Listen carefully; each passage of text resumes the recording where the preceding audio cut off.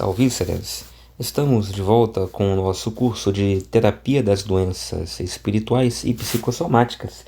E aí no quadro você vê aí novamente o resumo das doenças espirituais que acometem os homens. Você tem aí em azul as doenças relativas à concupiscência da carne e dos olhos, e em laranja as doenças que derivam da soberba da vida, todas filhas daquela que já vimos no vídeo passado e continuaremos a ver neste vídeo, que é a mãe de todas as doenças espirituais, a saber, a filáusia, que é o amor desordenado de si para si. Então você tem aí a assídia, a covardia, a ira, a gula, a vaidade, a avareza, a mentira, a luxúria, a tristeza, a mágoa e a soberba, né? Então, nós já vimos isso aí na última aula, quando começamos a falar sobre a filáusia. Já citamos como referência o livro Centúrias sobre a Caridade, de São Máximo o Confessor, que fala muito sobre a filáusia. Vimos algumas passagens também, né, bíblicas inclusive. Por exemplo, nós vimos no Evangelho a tentação de Jesus, e basicamente o pensamento que a pessoa que sofre de filáusia tem, básico, é o seguinte: foge da dor, busca o prazer. Foge da dor, busca o prazer. Então é buscar a felicidade, a cura ou a salvação na autossatisfação, isto é, no prazer. Então tudo o que a pessoa tem a fazer é buscar o prazer. Então tudo que ela tem de problema, qualquer problema pelo qual ela passa, ou qualquer coisa, doença, enfermidade, qualquer coisa, ela buscará sempre a autossatisfação, né? Na autossatisfação é onde está o remédio para todos os males dela. E isso, claro, vai contra a Bíblia Sagrada, vai contra a vontade de Deus, já que é premissa cristã, bíblica, que o remédio para os males devemos buscá-lo na Bíblia Sagrada, devemos buscá-lo em Deus. Então, quando o remédio para tudo está dentro de nós mesmos, né, nós tendemos a ir por um caminho de engodo, porque sabemos que o homem, a felicidade do homem não pode estar dentro dele, sim fora dele, a saber, em Deus somente. A filáusia deriva da falta de fé e da pseudo-independência de Deus. Por que pseudo-independência de Deus? Porque por mais que você acredite ser independente de Deus, nem você nem ninguém de fato o é. E aí você tem como exemplo de uma pseudo-independência de Deus o episódio de Jonas, capítulo 1, do versículo 1 até o versículo 3, parte A, né? Vamos ver já como Jonas era um desses que acreditava que dava para fugir de Deus, ou seja, para conseguir trilhar o seu próprio caminho, independentemente de Deus e de seu poder soberano. Outra fonte de referência, outra referência bibliográfica, é claro, a grande Suma Teológica de Santo Tomás de Aquino, de onde sai, inclusive, a definição: o amor desordenado de si é a causa de todo o pecado. Então, Santo Tomás de Aquino ele vai mencionar a filáusia quando ele cita essa passagem: o amor desordenado de si é a causa de todo pecado. E aí temos a mãe das doenças, que é a filáusia, e aí você tem duas expressões, duas palavras que entram em choque uma com a outra, né? Você tem no grego apothekeusse, que significa salvar pontualmente, e você tem a palavra therapeusi, curar pontualmente. Na verdade, essas duas palavras não entram em conflito, mas elas vão entrar em conflito com a terceira, que deriva de sozo, a palavra soteria, soter, que significa salvador, soteria significa salvação. A raiz dessas palavras significa salvar, curar, como as anteriores, só que continuamente. Então, a diferença entre apothekeusse e therapeusse, que uma significa salvar pontualmente, a segunda significa curar pontualmente, para a palavra soteria, soter, sozo, é que esta última significa salvar, curar continuamente. Então, o Salvador, que é Jesus Cristo, ele não veio, né, como aquele que vai salvar pontualmente, apothecose, ou aquele que vai curar pontualmente, therapeusi, mas aquele que veio como soter, né, como salvador contínuo, uma cura, uma salvação contínua, definitiva. E aí Jonas, capítulo 1, versículo 1 ao versículo 3, parte A, vai dizer como Jonas ele agiu com Filáusia, né, quando acreditou ser ele o portador do seu destino integralmente, totalmente independente da vontade de Deus, e achou que o melhor caminho para ele era aquele que ele decidisse, e não o que Deus decidisse. E diz assim o versículo, a passagem: e veio a palavra do Senhor a Jonas, ou seja, algo que ele não pediu, Deus soberanamente decidiu enviar essa palavra, gostando Jonas ou não, pedindo Jonas ou não. Veio a palavra a Jonas, do Senhor a Jonas, filho de Amitai, dizendo: levanta-te, vai à grande cidade de Nínive, olha a ordem de Deus, vai à grande cidade de Nínive e clama contra ela, porque a sua malícia subiu até mim. Uma ordem expressa. E aí, o que Jonas faz? E Jonas se levantou para fugir de diante da face do Senhor. Para onde? Para Nínive? Não, para Tarsis. Então veja como é que é a filáusia, né? Você acredita ser autossuficiente e isso esvazia, né, a sua fé em Deus. Vimos também que a filáusia ela está sempre ligada a essas três palavras: poder, olhar e comer. Então esses três verbos têm algo entre eles, que é a concupiscência. Geralmente quem tem sede de poder é uma pessoa que se desvia do caminho certo facilmente pela concupiscência dos olhos, de fácil sedução, vai pelo olhar, é ambicioso, é invejoso, tudo que entra pelo olhar, pela sede de poder, e também costuma ser glutão, costuma ter um apetite desregulado também. São apetites, né, concupiscíveis da alma.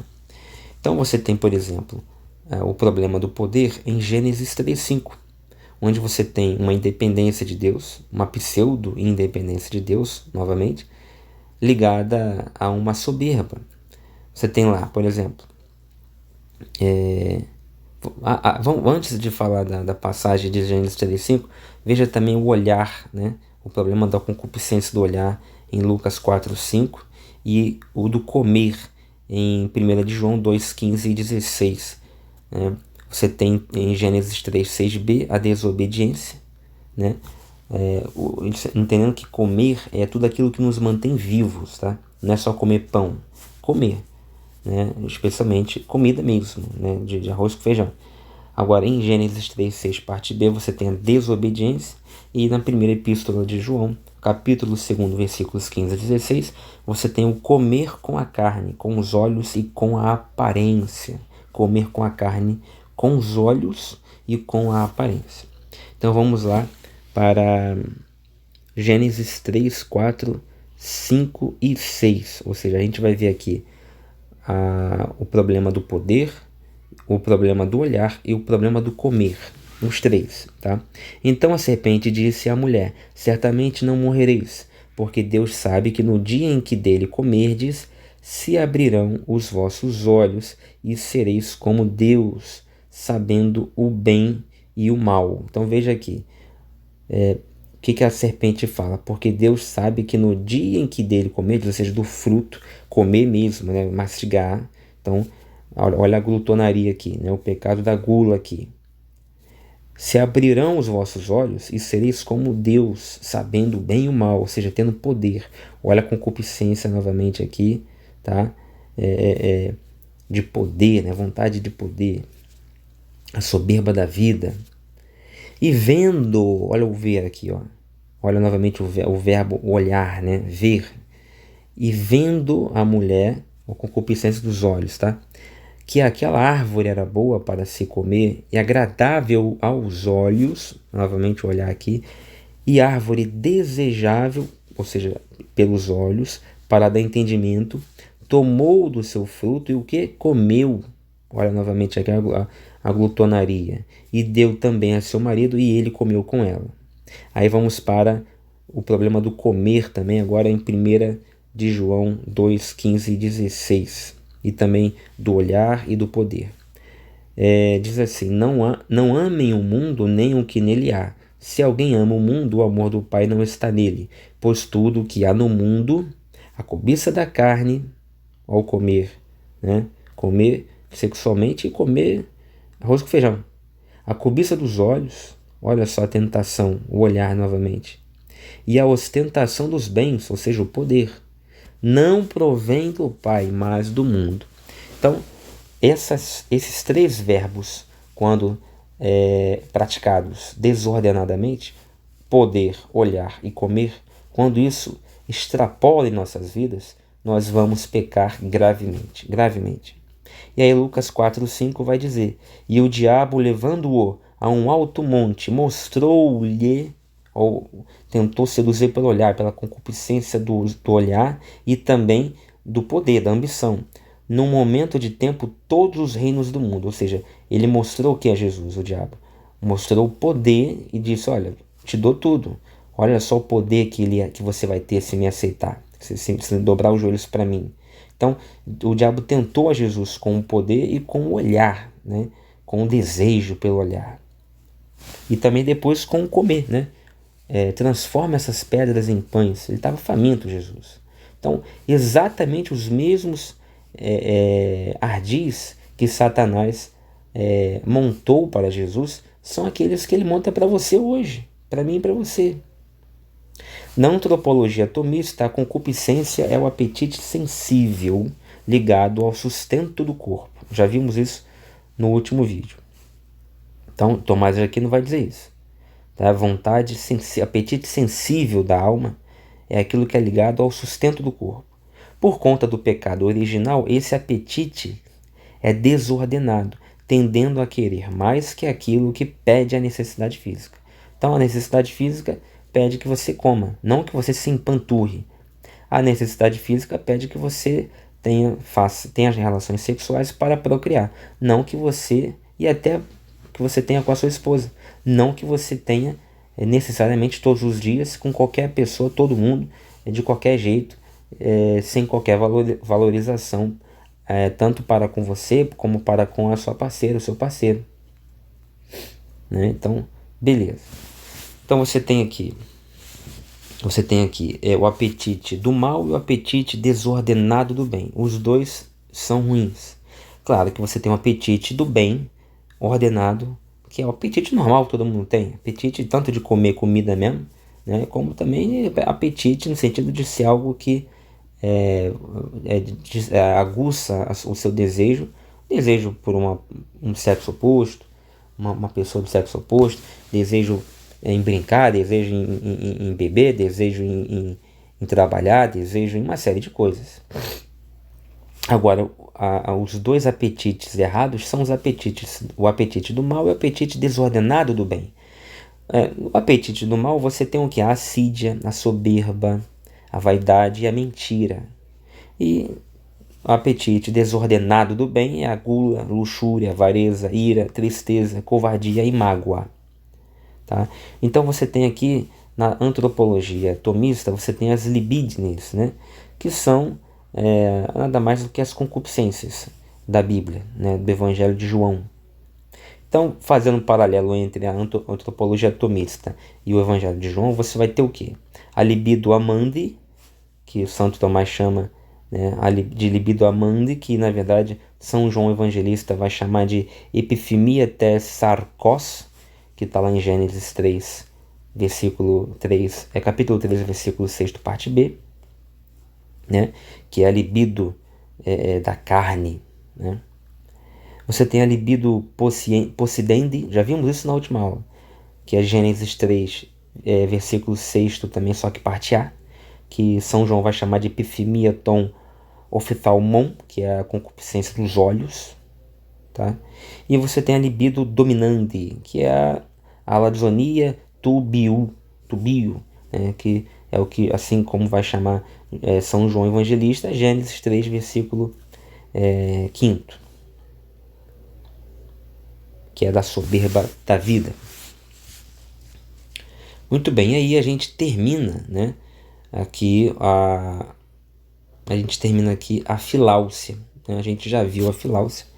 Claro que a gente vai seguir nos próximos vídeos com as filhas da Filáusia. A próxima que a gente vai ver é a Coilimargia,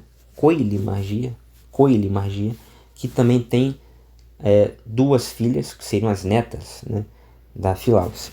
Antes de partirmos para a Coilimargia, vamos ao site do grande padre Paulo Ricardo e fechar o que falta para ser fechado sobre a Filáusia, para que a gente passe as próximas doenças com domínio do conceito da Filáusia, de Filáusia, e do que seja a Filáusia, e de como isso é encarado espiritualmente por alguns doutores da igreja, e especialmente por Santo Tomás de Aquino, para que a gente solidifique bem a nossa base, porque se você não entender a Filáusia, você não vai entender nenhuma outra doença espiritual. Aí você está no site do Padre Paulo Ricardo, você vê aí, né? Nós não vamos assistir ao vídeo, recomendo que vocês o façam. E aí ele vai tratar sobre a Filáusia, né? Com o pecado original, o amor do homem por si mesmo experimentou uma desordem. Já falamos. Ele prefere gozar dos bens mutáveis a honrar o bem imutável que é Deus. Então você troca o bem imutável que é Deus por bens mutáveis. É aquela música do Sérgio Lopes, né? Trocar o que Deus nos dá por prato de lentilhas que o mundo nos dá, que não vale nada, né?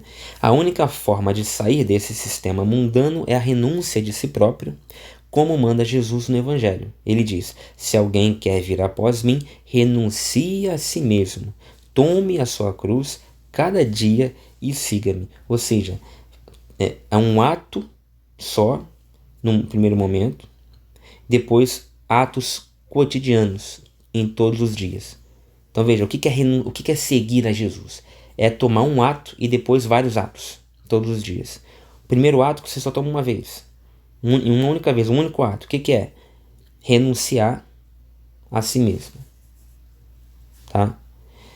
E todos os dias você toma a sua cruz, ou seja, trabalha, porque para servir a Deus é trabalhoso, e aí todos os dias você segue a Jesus. Claro que você pode encarar que a renúncia é cotidiana também, né? Então, você pode entender que são atos rotineiros de renúncia. Todos os dias, várias vezes ao dia inclusive, eu posso renunciar, eu devo renunciar a mim mesmo. Isso também não importa. O que importa é que todos os dias você vai precisar carregar a sua cruz, ou enfim, renunciar também às vontades, às concupiscências, às tentações, renunciar aos prazeres da carne. Não todos os prazeres da carne, é normal ter um prazer. Você entra no ar-condicionado, num ambiente climatizado, uma maravilha, é um prazer da carne aquilo ali. É um prazer normal, bom, sadio da carne. Você está com calor, entra, liga o ar-condicionado, pronto, maravilha, né? Isso é um prazer da carne, tomar uma água gelada quando está com calor, e todo tipo de... Tem prazeres da carne que são normais, é o apetite saudável, né? Agora você tem o apetite desordenado do bem e o apetite do mal, já vimos isso aí. Conheça nesta aula de nosso curso, né, em que consiste a Filáusia. Aí ele vai continuar. Na primeira aula foi sondado o começo de nossa história calamitatum. Pelo pecado de Adão e Eva entrou uma desordem no mundo, desordem que se mostra por 3 raízes, a saber, a libido amandi, a libido possidendi e a libido dominandi. Essas 3 causas do pecado têm origem uma só, o amor desordenado de si mesmo, que também se pode chamar de amor sui, em latim, e de Filáusia, também em latim e em língua portuguesa. Essa é a nossa história de calamidade, né? Esta expressão vem de 2 palavras gregas, filia e autós, né? Ou seja, o amor que o ser humano tem por si mesmo. Amor, no caso aqui, filia. Autós, ou seja, por si. Amor que se encontra doente, contudo, por conta do pecado original. Então, a filáusia é o amor que eu tenho por mim, só que adoecido pelo pecado original. Ah, mas, Alan, todo mundo tem o pecado original em si. Sim, todo mundo tem a mancha do pecado original em si, que é o pecado original originado, que deriva do pecado original originante, aquele cometido naquele dia por Adão e Eva. Ok, tudo bem. Mas então, Alan, então não tem jeito. Então todo mundo tem filáusia, porque se filáusia é o amor de si por si, desordenado por conta do pecado original, e todo mundo tem amor por si, e se todo mundo também tem o pecado original em si, então todo mundo tem filáusia. Não, porque ele é o amor desordenado de si para si, e ele só vai permanecer desordenado se você não tiver Deus na sua vida. Se você não fizer o que eu falei agora há pouco, renunciar-se a si mesmo, carregando a sua cruz todos os dias. Se você fizer isto, aí você não tem a filáusia. Como referência para esta aula, é recomendada a leitura da obra Filáusia dell'amore di sé alla carità, do padre Ireneu Rauscher.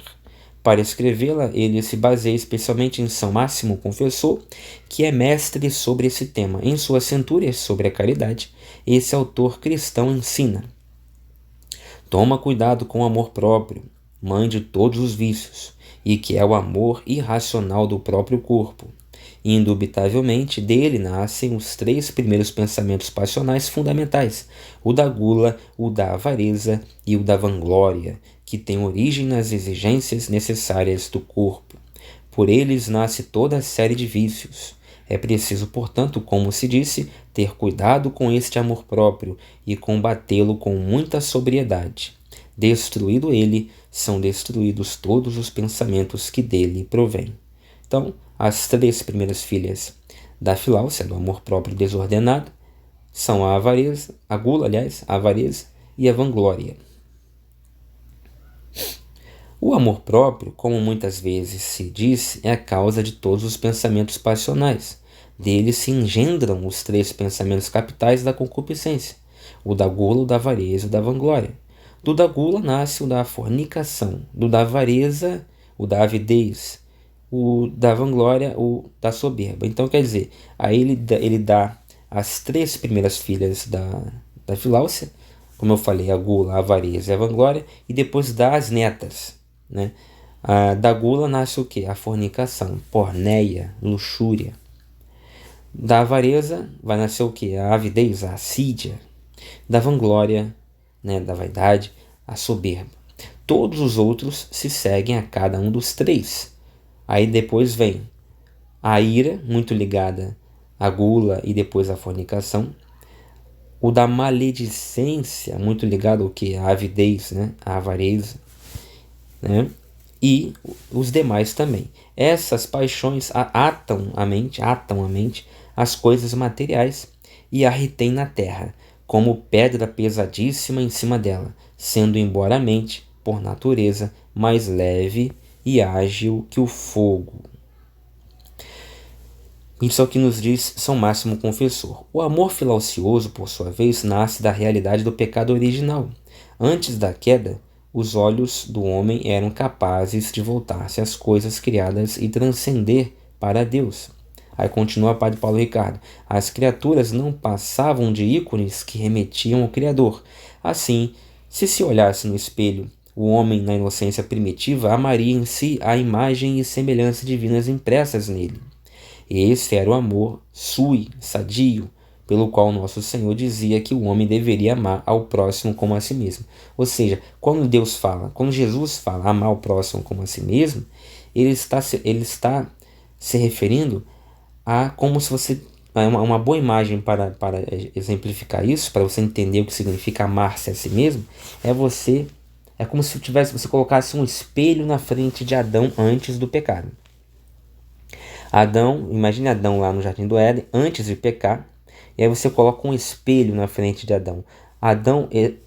O Adão antes da queda, numa situação supralapsária, ele olha no espelho, ele se vê no espelho, e ele olha o que no espelho? Ele olha um homem à imagem e semelhança de Deus. A imagem e semelhança de Deus. Ele vê a Deus ali. Não é que ele está vendo um reflexo de Deus, mas ele vê moralmente, né, a Deus quando ele se olha no espelho. Depois que o homem peca, ele não tem como mais se olhar no espelho e ver Deus nele. Não tem mais como. Claro que isso é questionável, né? Você pode interpretar isso de outras maneiras. Após o pecado original, no entanto, entrou uma desordem nesse amor próprio. Notável é que também os filósofos pagãos a tenham notado. Aristóteles escreve que, já em seu tempo, amante de si mesmo é uma expressão desonrosa. E, ao exemplificar como o homem mau se ama desordenadamente, ele faz referência ao gozo medíocre, ao dinheiro e depois às honras e aos cargos. Curiosamente, as mesmas três libídines de que se falou na última aula. Ou seja, amante, possidente e dominante. Então, até Aristóteles, a filosofia aristotélica, da moral aristotélica, vai embasar, né, toda essa interpretação espiritualista ou espiritualizada do pecado. Impressiona como um homem iluminado pela razão consegue chegar às mesmas conclusões que chegam os autores espirituais e a tradição da igreja. Sim, mas também temos que entender o seguinte: toda a tradição da igreja é pós-aristotélica. Então é muito possível também que, e na minha opinião é certo, que todos esses padres, inclusive São Máximo Confessor, foi sem dúvida influenciado pelo pensamento aristotélico, pós-aristotélico. Então não é só porque houve uma coincidência espiritual, né? É porque houve sim diretamente uma influência teórica de Aristóteles nos seus pósteres. Aí antes de continuar, vamos aqui à nota de rodapé. Deixa eu ver. É de Ética Nicômaco. Aristóteles trata sobre a Filáusia em Ética Nicômaco, capítulo 9, aliás. Capítulo 9. Continuando então.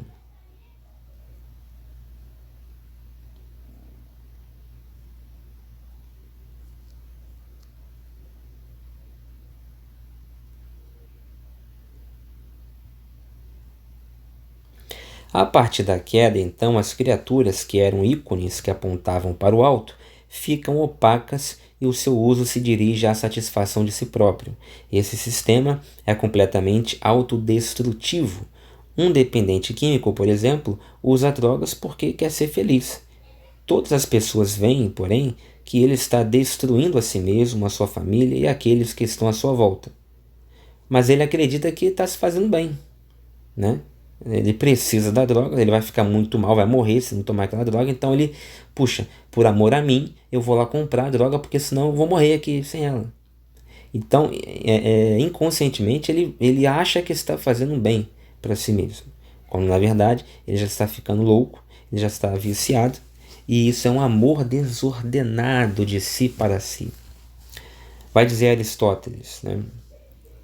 O homem mau não deve ser um amante de si mesmo, visto que obedecerá às suas paixões vis e assim prejudicará tanto a si mesmo quanto aos seus semelhantes. São João Crisóstomo compara essa situação à loucura. Ele diz assim: se, andando pela rua, encontrássemos uma pessoa mutilando a si mesma e arrancando pedaços do seu próprio corpo, não hesitaríamos em dizer que se trata de um louco, pois dilacerar os próprios membros é próprio de furiosos e de loucos. Tal é a nossa condição de pecadores. Achamos-nos muito inteligentes ao deixar Deus de lado e inventar uma forma nova de amor próprio, como foi o caso de Jonas. Mas acabamos por nos destruir. Foi o caso de Jonas também. Ele tentou fugir, tentou se autodepender, né? Se tornar autodependente. E viu que o buraco era mais embaixo, quebrou a cara e foi parar no ventre de um grande peixe. Para curar essa doença, é necessário voltar à capacidade de transcender, olhando para as coisas criadas e dirigindo o nosso olhar ao céu. A esse propósito, Santo Agostinho faz uma comparação fantástica. O que vai dizer Santo Agostinho? Deus não te proíbe de amar estas coisas. ou seja, as criaturas, mas de amá-las com a finalidade de obter a felicidade. Então você não está proibido de amar as pessoas, né? Muito pelo contrário, você deve amar as pessoas, mas você não deve amar as pessoas com a finalidade de se locupletar ou de obter a sua felicidade. Então eu vou casar com uma pessoa não porque eu me amo e preciso ficar com essa pessoa. Não é aquela frase de essa de Queiroz, o casamento são dois egoísmos que se juntam. Não é isso, né? Porque aí você não está amando, nem ele, nem você está amando um ao outro. Agora, o casamento cristão é quando eu amo a pessoa e quero me casar com ela por amor a ela, por amor a mim também, mas também por amor a ela, né? E aí, como assim, Alan? Bom, vou dar um exemplo aqui, bem nu e cru aqui para você, mas acontece. Você casa com uma mulher maravilhosa, linda, ou com um homem maravilhoso, lindo, tudo o que você queria, até externamente e internamente. A pessoa tem os caracteres que você deseja, a personalidade que você gosta e tal. Só que é o seguinte, né? Ele adoece, fica tetraplégico, ou tem uma doença de pele, ou sofre um acidente de carro, o carro pega fogo, fica todo queimado, ou qualquer coisa acontece e a pessoa fica feia. Ou fica gordo, tem uma doença lá qualquer, fica muito gordo, ou muito raquítico, magro pra caramba, fica feia.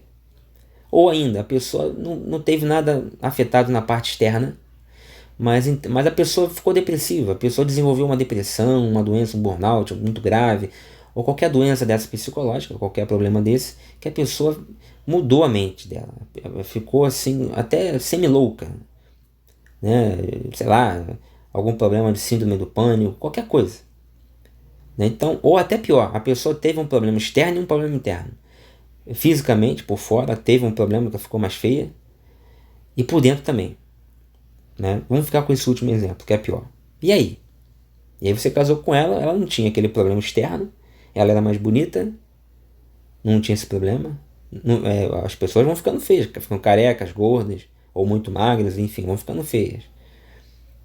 E quando você casou com ela também, ela era muito legal de conversar, amiga, calma, tranquila, né?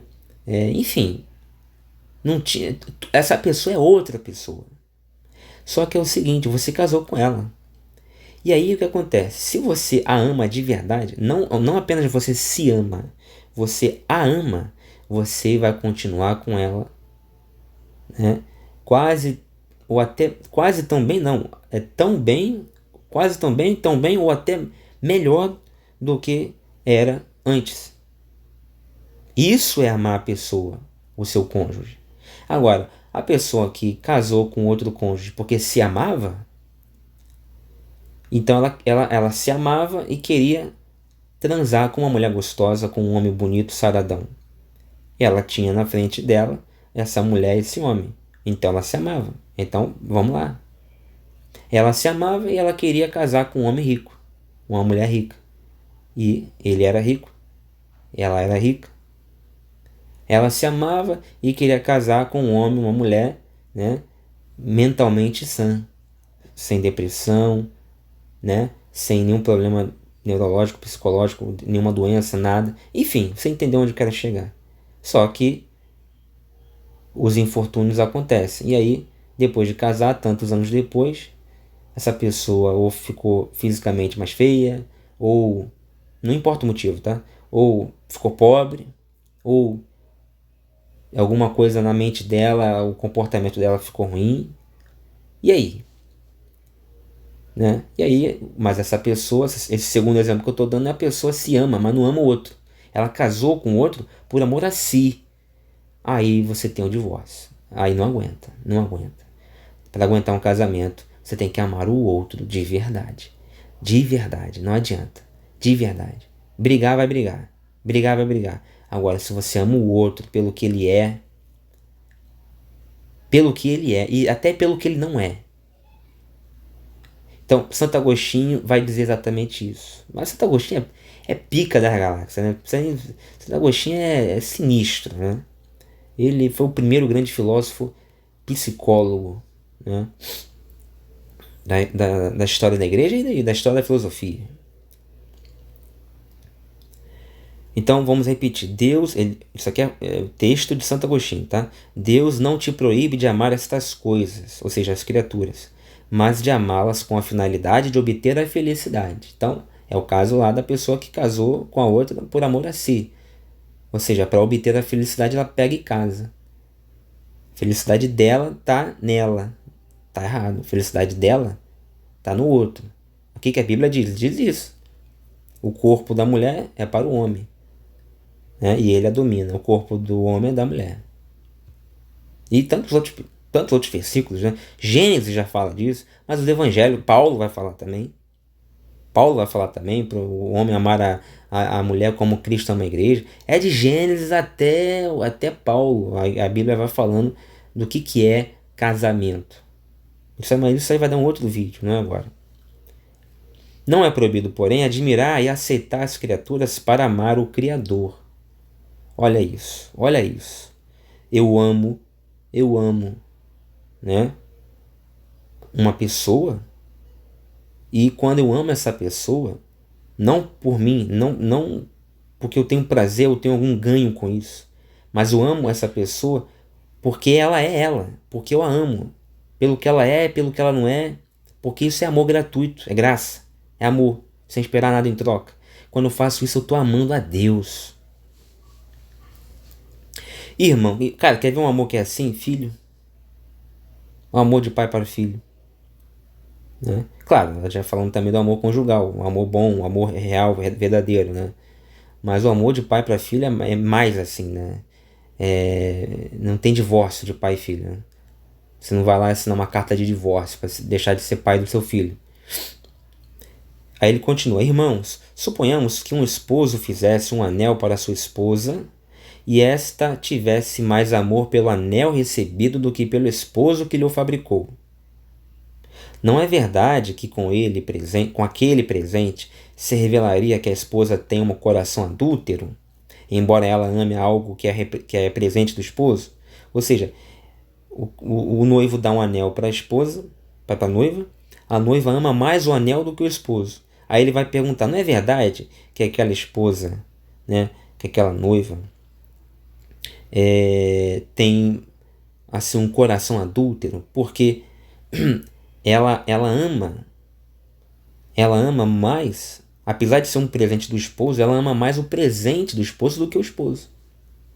Agora coloca no lugar desse anel o corpo sarado, bombadão. Coloca no lugar desse anel, desse corpo, a carteira cheia de grana, a conta, né, milionário, carrão. Coloca no lugar desse anel, desse corpo, do carrão, do dinheiro, coloca uma capacidade uma lábia, né? Uma capacidade de se relacionar, de iludir a mulher, ou de ser amigo mesmo, de falar, contar piada, qualquer coisa que a pessoa tem até no comportamento dela, não só coisa material, que não é, afinal de contas, a única coisa que conta, né? Muita gente que casa com um homem pobre, mas o cara engana a mulher, trai a mulher e é pobre, e a mulher sustenta até o cara, mas não consegue largar o cara. Não é por conta do dinheiro do cara, né? E às vezes nem é bonito, mas é porque o cara tem um jeito de lidar com a mulher. Ele é legal, ele é bacana, ele é gostoso de ficar com o cara, né? Ele é engraçado, sei lá, a mulher gosta do cara, viciou no cara. Mas não vale nada. Então, bota qualquer lugar no lugar desse anel aí. Qualquer coisa, aliás, no lugar desse anel aí. Tá? Então, ele vai dizer: é claro que ela ama algo que foi feito pelo seu esposo, mas se ela dissesse: basta-me o seu anel e não me interessa ver o seu rosto, que tipo de esposa seria esta? Quem não abominaria esta loucura?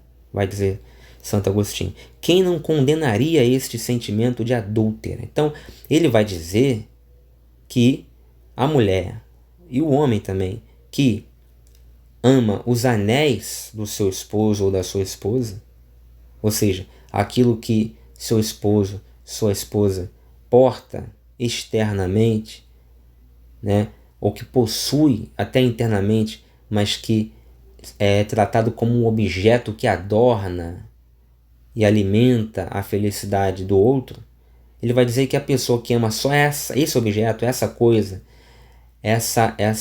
esse dote, e não a pessoa que tem o dote, ele vai dizer que essa pessoa ela é supérflua, ela é adúltera. Ela é adúltera. Então, quando a Bíblia fala de adultério, coloca isso na sua cabeça. É desse adultério que a Bíblia está falando.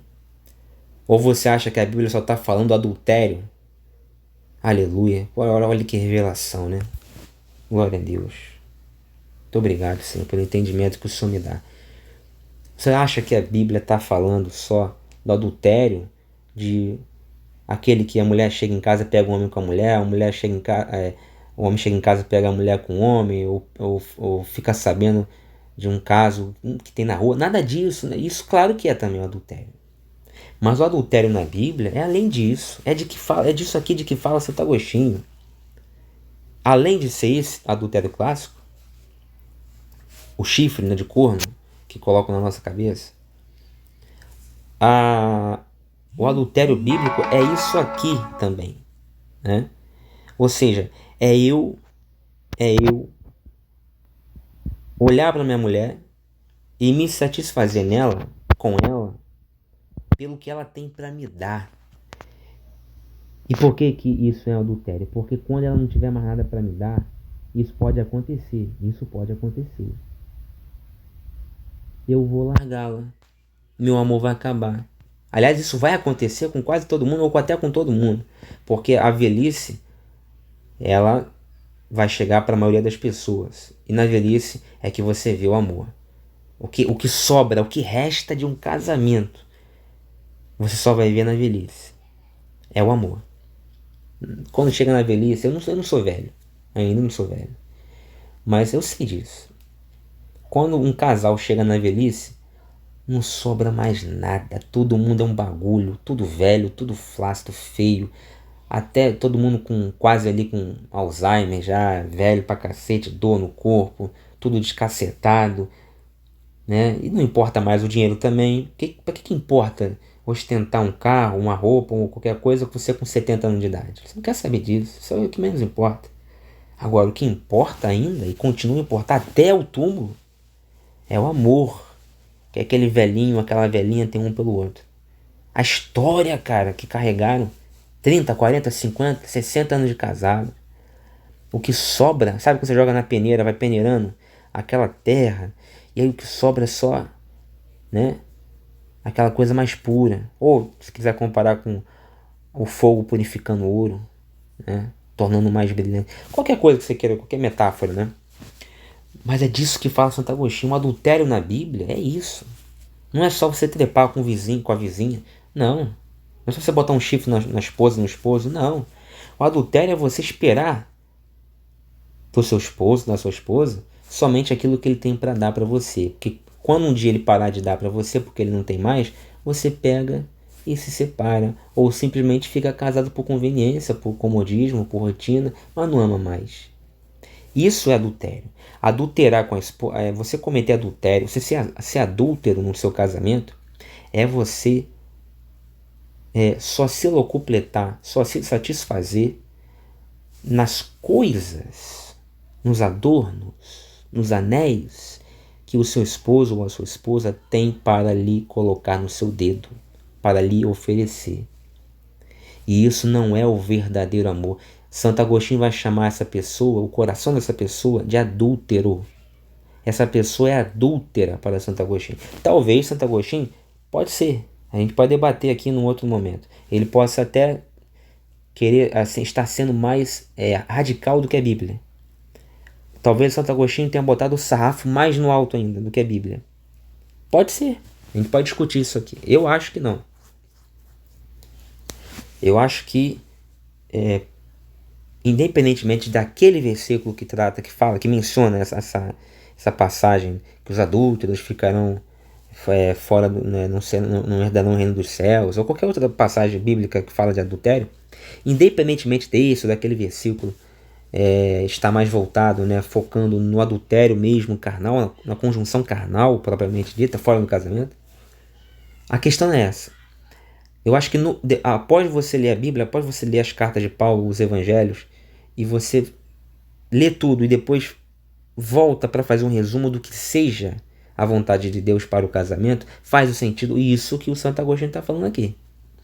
Adultério realmente, eu acredito que para Deus, eu não tenho nenhuma dúvida de que para Deus é da vontade dele que você ame a sua esposa, como o Santo Agostinho está falando aqui que é para amar. Que você ame o seu esposo como ele está falando aqui que é para amar. Ou seja, que você não ame os anéis que o seu esposo ou a sua esposa colocam no seu dedo. Que você ame a pessoa do seu esposo, a pessoa da sua esposa. E claro, que vocês vão construindo juntos a partir dali.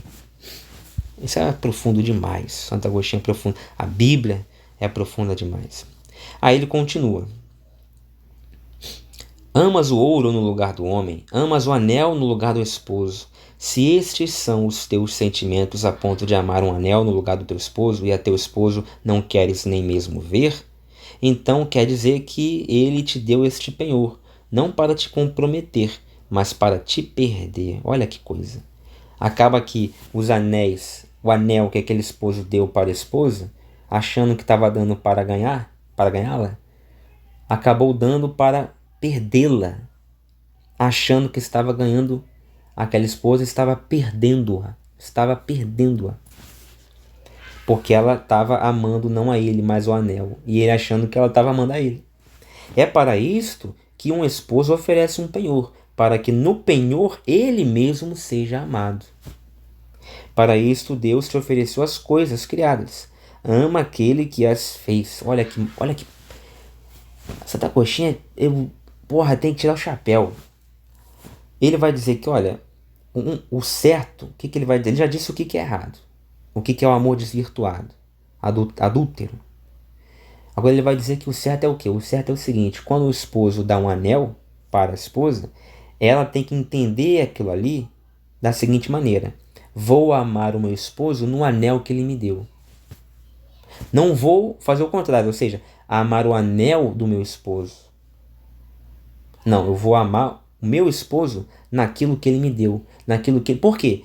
Porque eu estou amando o meu esposo naquilo que ele me dá. Isso é diferente de amar o que ele me dá. Porque quando ele me der, eu amo naquilo que ele me dá. Quando ele não me der, eu amo naquilo que ele não me dá também. Porque eu amo a ele, independentemente do que ele me dá. É mais ou menos isso que Agostinho fala. Ele vai complementar. A mesma coisa você tem que fazer. Ele vai dizer com Deus. Você tem que amar a Deus nas coisas que ele criou. E aí, o ser humano é criação, criatura de Deus. Então, ame o próximo. E aí você estará amando a Deus naquilo que ele te deu, no anel que ele te deu, naquilo que ele criou para você. Então, Deus criou o meu próximo para mim. E ele me criou para o meu próximo. Não entendeu? Então, quando eu sou anel do meu próximo é meu anel. Então, eu tenho que amar o meu próximo, porque eu estou amando a Deus no meu próximo. Como a esposa está amando o esposo no anel que recebeu. Mas, ele vai complementar: se amares as coisas, mesmo que tenham sido feitas por ele, se esquecesses o Criador para amares o mundo, o teu amor não deveria ser julgado como amor adulterino? Então, aquele que ama as coisas do mundo é adúltero. Então, a Bíblia também vai...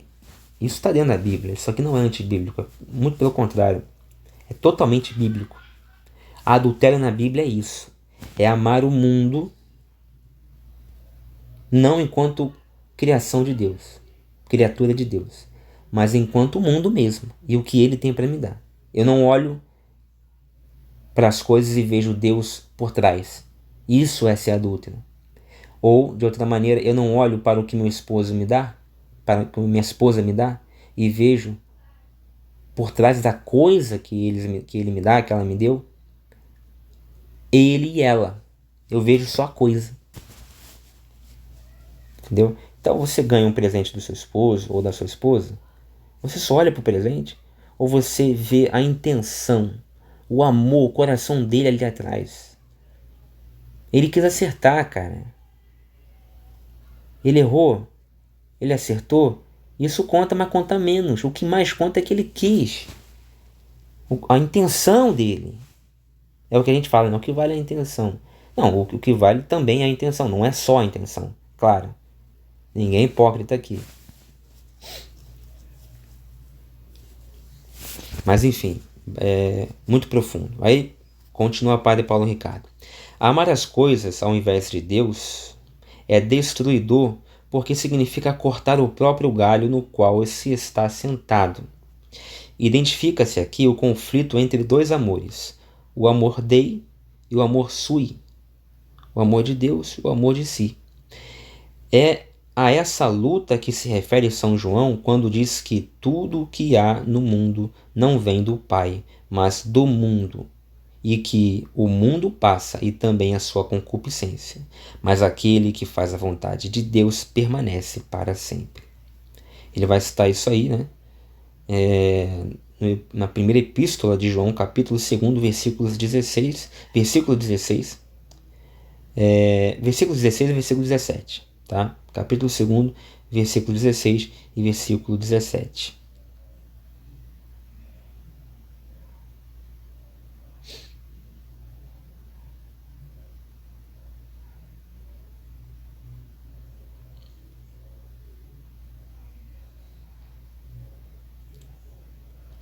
É também sobre o que Santo Agostinho fala em sua obra De Civitate Dei, né? Ele vai falar isso, vai falar o seguinte, novamente Santo Agostinho: dois amores fundaram, pois, duas cidades, a saber, o amor próprio, levado ao desprezo a Deus, a terrena; o amor a Deus, levado ao desprezo de si próprio, a celestial. Então, a sintaxe de Santo Agostinho é um pouquinho diferente da nossa, né, nos dias de hoje, então eu vou explicar. Ele vai dizer o seguinte: tem duas cidades, né? A cidade dos homens, né, da terra, e a cidade de Deus, do céu. A cidade terrena dos homens, ela é consequência do amor próprio desses homens, que leva ao desprezo de Deus, né? Que já falamos sobre isso. Você ama a si desordenadamente e deixa de amar a Deus. Aí você tem a cidade terrena. E você tem o amor a Deus,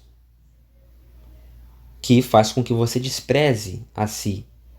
O que é desprezar a si? É se matar, se martirizar, dar com a cabeça na parede, fumar maconha, comer só gordura, porcaria, glutamato monossódico. Não, não é nada disso. Desprezar a si é desprezar, no contexto aqui, né?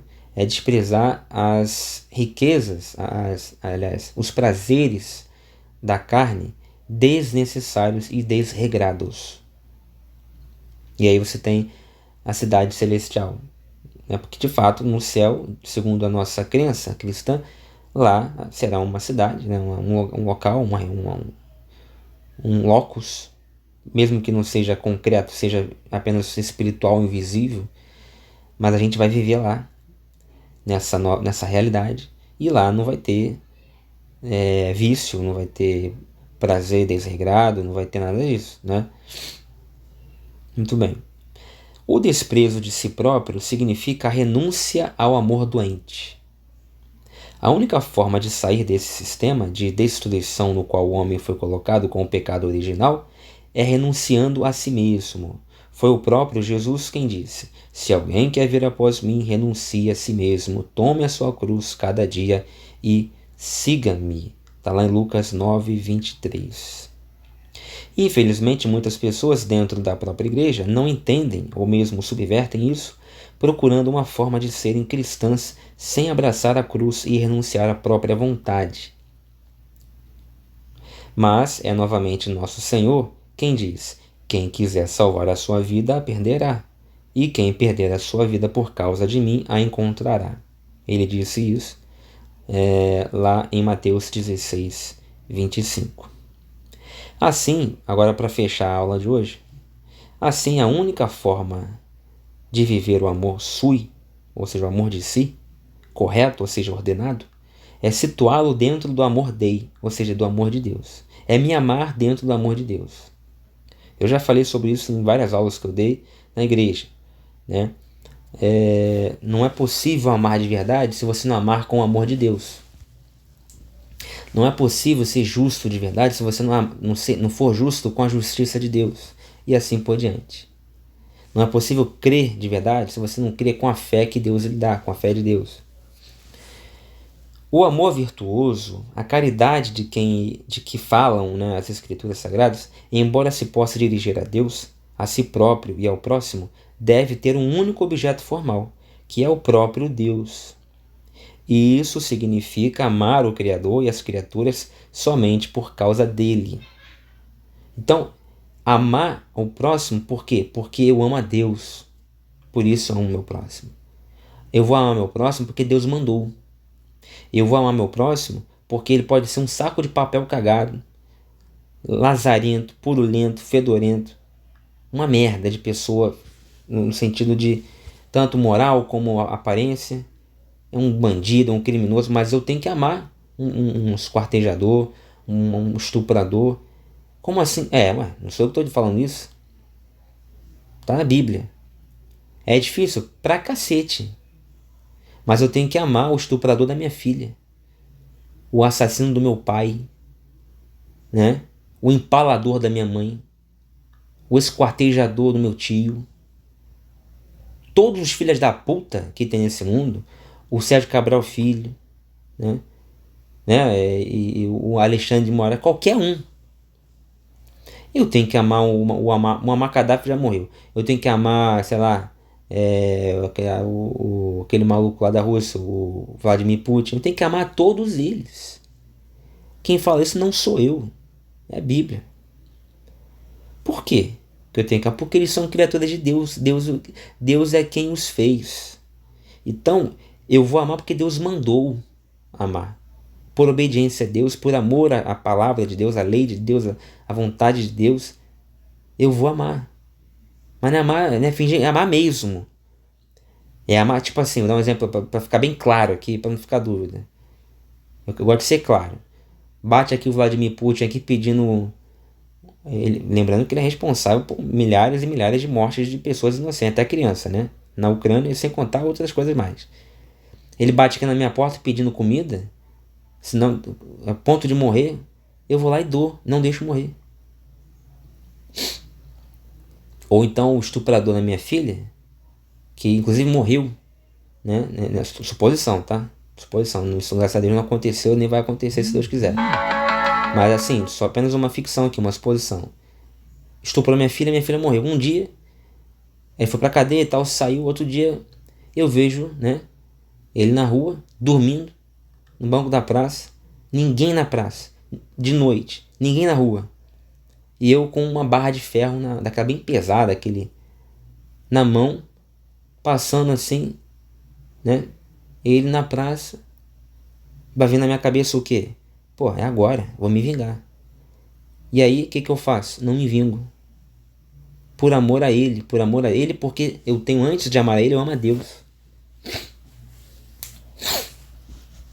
Por amor a mim, porque eu não gostaria de receber uma barrada de ferro na cabeça. Então, amar o próximo como a si mesmo. Enfim, isso aqui já está mais do que claro, né? Só assim entraremos no caminho da cura que pavimenta a cidade de Deus. Se eu der com a barra de ferro na cabeça desse sujeito, do estuprador da minha filha, que morreu, porque foi estuprado e violentado e morreu, eu não entro na cidade de Deus. Então, por amor a mim, por amor ao que eu quero também, eu quero ir lá, eu quero estar lá no céu. Então, até pensando em mim mesmo, eu não vou dar com a barra de ferro na cabeça do sujeito. Porque eu posso bater nele e aí aquilo pode acontecer, eu posso morrer logo depois, não me arrepender do ato e aí eu perco minha salvação. E aí? E aí que é o seguinte, tá arriscado, se duvidar, o camarada ir pro céu, o estuprador ir pro céu e eu ir pro inferno. E pela eternidade, ou quase isso. Aí é outra história, né? É a doutrina do aniquilacionismo, né? ou vai ter várias matizes. Eu não vou debater isso aqui, mas tem gente que crê que o inferno não dura para sempre, para a eternidade, dura um tempo. Porque seria injusto você punir com a eternidade alguém que cometeu uma coisa por 5 minutos, ou por 5 anos, ou por 50. Mas é outro papo. Então, gente, por hoje é só. 1 hora de vídeo, tá? Você tem aí na tela algumas referências, tá ok? E é isso. Hoje vimos a filáusia, né? A filáusia, que é o amor desordenado de si para si. Já tínhamos visto no vídeo anterior. Hoje continuamos, fechamos o que seja filáusia. Agora eu creio que você não tem mais dúvida do que seja filáusia. Nós podemos até avançar para as filhas da filáusia.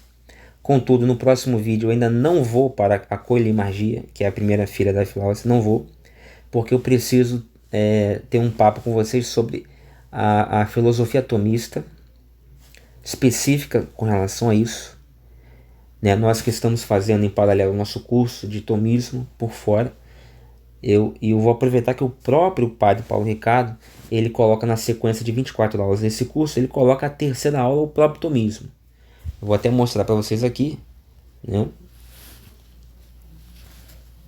Olha aqui, ó, a próxima aula. A primeira foi as 3 causas do pecado, a segunda filáusia e a terceira antropologia tomista. Então, basicamente, as nossas 2 primeiras aulas foram as 3 causas do pecado, a filáusia. Fizemos um anexo, um apêndice para falar sobre depressão, burnout, etc. Que não tem nada a ver com a sequência do curso do padre Paulo Ricardo, mas tem a ver com doenças espirituais. E aí finalizamos a série da filáusia. Agora vamos entrar na colimargia, que é o pecado da gula, mas antes vamos fazer esse briefing sobre antropologia tomista, ok?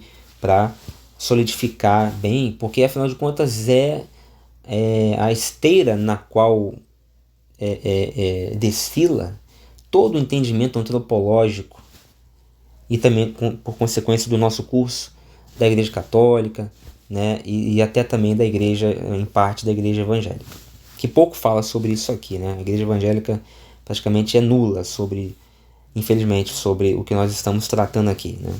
Mas enfim, espero que tenham gostado. Até o próximo vídeo, se Deus quiser.